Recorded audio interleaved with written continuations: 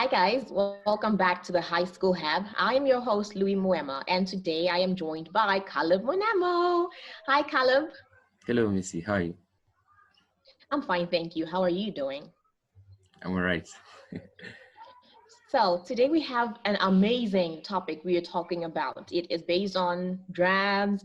It is based on the effective study tips or study guides for high school students. Okay. So before I get right into it, I just want to ask Caleb, what do you have prepared for us today?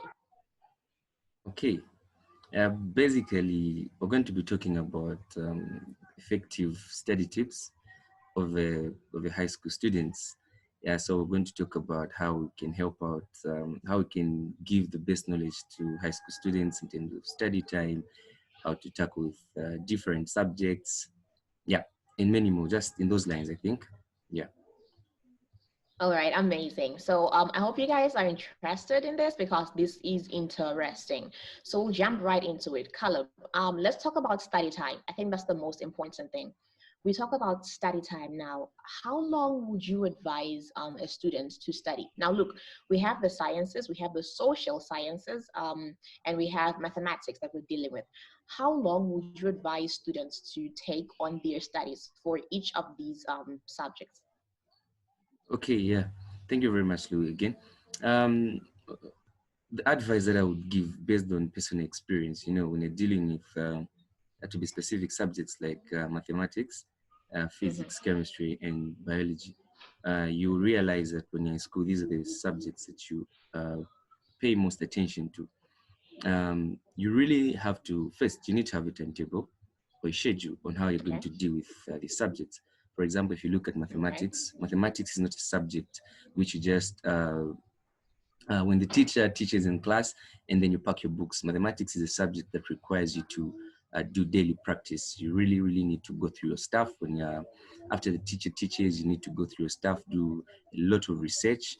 And if you look at these subjects that are a bit bulky, like amongst the sciences, one subject that's bulky is biology and maybe a bit of chemistry, but chemistry has got a Yeah. lot of calculations, talk of the more concept. True that. And if you look at physics is a bit readable as well, but it deals with concepts that deal with calculations. So you really, really need to be strategic on how you deal with these subjects. You need to give them time. You need to have a draft, a plan. Every student has to have a plan. Every pupil has to have a plan. Because the moment you don't have a plan, you lose it. So what I can say about these subjects is that first and foremost, write down a plan on how you're going to tackle these subjects, especially if you're having challenges in a particular subject. Make sure that you have a plan for it. If it's watching tutorial videos, if it's doing vast research, doing consultations, make sure that you do that. And I've heard a lot of students, pupils complaining about math, physics being hard, Yeah. but it becomes Hmm. simple when you have a routine of practicing daily. When you start doing daily Okay. practices, start getting interested in subjects, you find that you become good. Yeah, maybe not to say much. I think this is what I can say. Okay. So what we're saying, what I have picked up is mathematics, especially physics.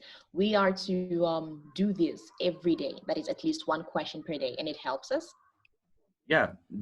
Okay, for me, looking at how I dealt with it, it really, really Mhm. worked for me. Because, okay, Okay. I had a problem with math at some point, and what made me recover or improve in math was daily Okay. practice, consultation, watching tutorial videos, and doing vast research. This really, really helped me. All right, great. So we are still on study time. We're still talking about study time. We hear that during our study sessions, we should take breaks now and then. Now, can you just give us advice on these breaks? Is it important to take study breaks, first of all? How long are we advised to take study breaks? What should we do during these study breaks? Please just brief us through. Okay, yeah, it is very much true that you have to take a break when you talk of studying, because again, when you stress yourself too much, it becomes a problem, Mhm. psychological problem. You really need to know how you deal with your work. So, what I would advise I would give based on personal experience, when you talk of break, this is a time where you maybe do some exercises, mingle around Okay. with friends, you know, fresh air and the likes. It's very important because you need a free mind again. You just don't have to have stuff in your head like every time studying. When things, but you get confused at some point. You get confused. That's why you've heard of people maybe in grade 12, psychological problems, stress, fatigue, and the likes. It's because you start thinking too much. But it's very important that you take a break even in such a time. Yeah. Okay. Okay. So I have heard people say, well, after I take my study break, it is so hard to come back to my studies. How do you advise them to go about their study breaks? Okay. So one thing that we must all know is that when when you go for a study break, it doesn't mean that you now neglect your books. It doesn't mean that you forget your Yeah. books. It's just a break. You've Yeah. gone on a break. It's more like you're just trying to give yourself time away from books. You're just trying to reflect on other things, other productive things apart from books. So it doesn't necessarily mean you should forget about books.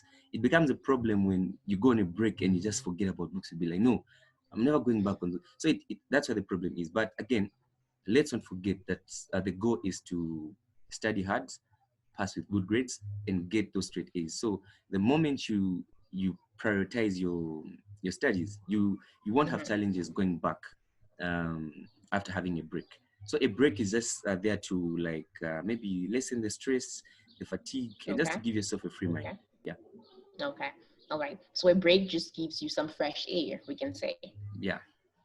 Basically. Okay, and then let's talk about group studies. Okay, those people who can do well in group studies and those people who just do not like group studies. What do you have to say about group studies? Because look at me, for example, I don't know topic A, and my friends know topic A. Should I go ahead and ask for their help? What do you think about group studies? Okay, just I'll be brief. I'll be brief on this one. Yeah, group studies. This is one of the most effective way of studying. It actually helps because when you're studying in groups, it will be easy for you to actually know your weaknesses, because when you're surrounded with people that are good at certain things, you will know your areas of weakness. So it becomes easy for you to actually mend those areas of weaknesses because you'll be exposed to people that are ahead of you. And in everything you do, I think even when, for example, I'm doing a project, it's not going to be easy for me to do it alone, but sometimes through consultation, that's why I say consultation, research, it becomes easier when you're doing work in groups. Group work is actually it's effective, and you learn a lot from doing group work because you take advantage of the challenges that you're having and you address them to those people that have gone ahead of you, and it will be easy for you to recover. Yeah. Okay. Now, what do you have to say about the amount of time we spend on group studies as compared to personal studies? Because I have seen quite a number of people spend almost all their study time during or on group studies, but they neglect their personal studies. What do you have to say about that? Personal studies, group studies, which way to go? Which way should we go? Okay. What we must know is that group studies are for a short period, because if you look at it, you find yourself maybe doing group studies for like an hour or two. But now, when you're alone, it becomes personal. The things that you did in a group, it's time for you to now process them on your own. Because in the exam, one thing that we must remember, when writing the exam, you won't write the exam as a group, but as an individual. You will be alone. Yes. Yeah. So you have to make sure that when you're alone, you process the things that you discuss with your friend and make sure that you know. A group is just there to help you in the areas where you're struggling, but personally, you have to put in effort when you're alone. Yeah. All right, great. Then I want us to now talk about the periods we have to study, rather the places we should make use of for our study sessions.